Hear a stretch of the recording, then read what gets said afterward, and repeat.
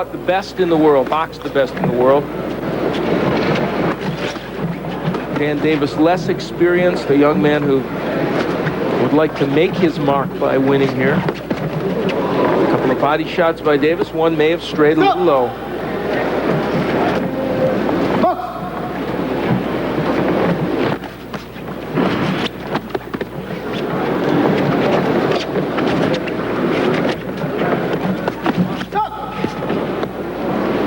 A caution to Davis for low punches. 3 of those would create a warning, which would create a point being deducted. Eric Griffin's a good little fighter. He gets inside, then he works through his combination and gets back outside. His best punch is the right hook. Just took a jab by Dan Davis. And Ray, you face so many left-handers as an amateur that if you're a righty, it almost doesn't mean anything to you at a certain point. Is that true? That is true, Al. I think that, you know, the more southpaws you face, naturally becomes a normal thing for you, because a lot of times guys have a tendency to face a southpaw and become rather confused, especially the European fighters who have that stand-up, that upright boxing style. Griffin cautioned for using the white portion of the gloves, because you have to score with the white portion of the gloves for the blow to count. Countering by Griffin. Dan Davis is making Griffin miss a lot here in the first round, perhaps more than Eric would have thought.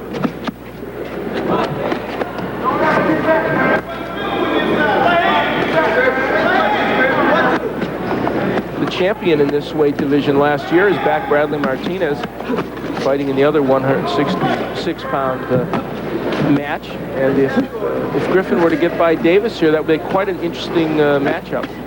Davis has a pretty good left hook himself. If Sure you notice does. or not, after he throws his left jab, when he comes back with that left hook, he has a tendency to catch Griffin.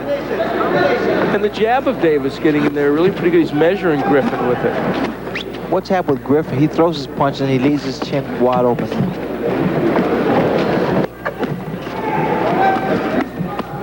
Good hook by Dan Davis.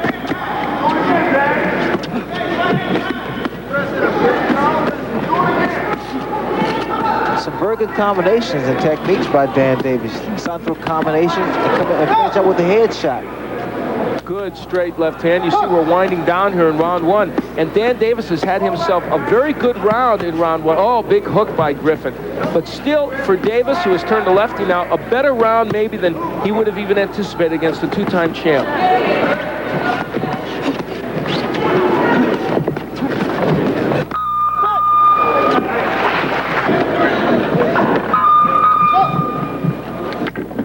We head into round 2. And one nice thing about amateur competition, you never have to say it's scheduled for 3, because they're all scheduled for 3.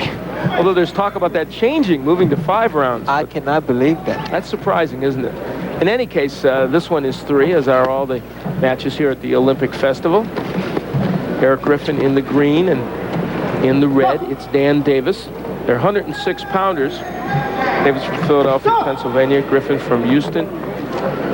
Griffin has had a wealth of amateur experience.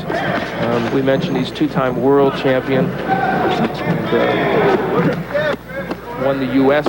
championship this year, beating Orlando Malone in the finals.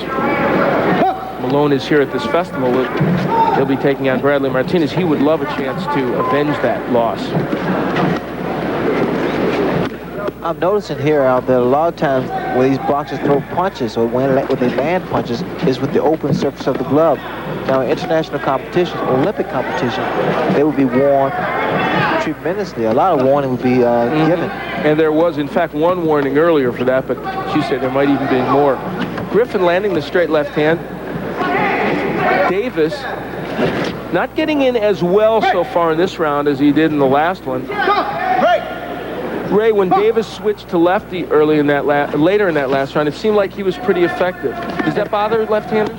Well, what happens when a guy has a tendency to change? In fact, I think Davis is one of those guys that can change, and it has a tendency to confuse the opponent. He hasn't gone back to that style yet here in the second round, but Griffin's been more accurate with his punches, and there's Griffin with some good body work.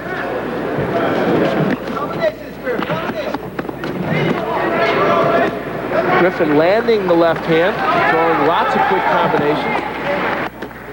Good right hand by Davis. So this third round. And both of these guys landed some pretty solid punches. There's the left from Griffin. You feel like Davis is really loading up here, Ray, looking for every shot to be a big one. Well, Davis is trying to look for that one big punch. He needs to continue to throw those combinations. The accuracy of Eric Griffin really coming to the fore here in round 2. You notice now that Eric is not wasting his punches.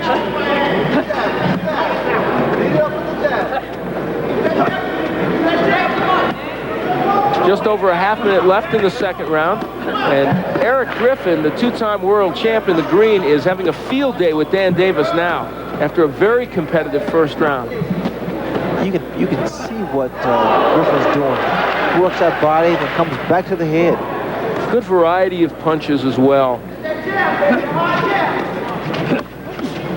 So in round 2, Eric Griffin really turns the tables on Dan Davis and makes him understand more fully what it's like to be in against a real terrific amateur. So we head into the third and final round, and it would appear that Dan Davis in the red might have a hole to climb out of. After a competitive first round, he really was nailed badly in the second round, lots of punches. And with this computerized scoring, if you lose one round by 40 punches, you got a big problem, because it's not by round, it's how many punches overall in the bout you've landed as opposed to your opponent. You know, Al, I'm watching Davis, and I see that he can contend with Eric Griffin. He just needs to be more aggressive. He needs to be inside more, throw more punches as opposed to throwing one big punch. We're getting a standing 8 count. And Davis felt it was a low blow. The referee did not concur, and so gave him a standing 8. Now, in the amateur competition, that does not count for any more than one blow, allegedly. I think you're right, Ray, because when Davis is real aggressive and throws punches, he does better. Well, what happens with him also, he allows Griffin to get some momentum. And here he's gaining. Griffin is moving forward now. Dan Davis obviously feeling some urgency here to try and make things happen. And then going after Eric Griffin. Now switches to lefty, which he did toward the end of the first round.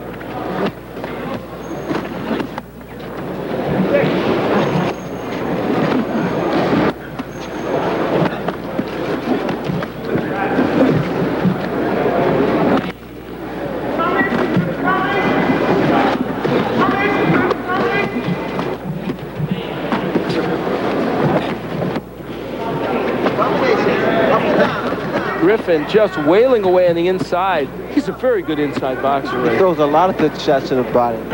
And what I like about him is he doubles up with him. Good move there, getting away. A little over a minute left in the third and final round. And Dan Davis pushing ahead, trying to see what he can do with this world champion. Considering the difference in experience and all the rest, Dan Davis has given a good account of himself in this match, even though it would appear that Eric Griffin is doing better. Oh, it's a nice shot to the body. Counter punches by Griffin. Davis looks like he's a little wilder now. Well, fatigue has set in, because both of these guys have thrown some pretty good shots. And now with Eric Griffin, he's picking his shots. There's the hand speed, the accuracy of Eric Griffin coming to the forefront. 23-year-old Eric Griffin, a man that many believe will earn a berth on our Olympic team, but of course that's down the road.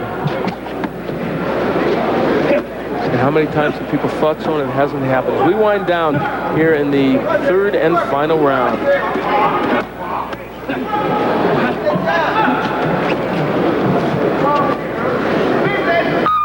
That'll do it in this 106-pound match, Eric Griffin and Dan Davis.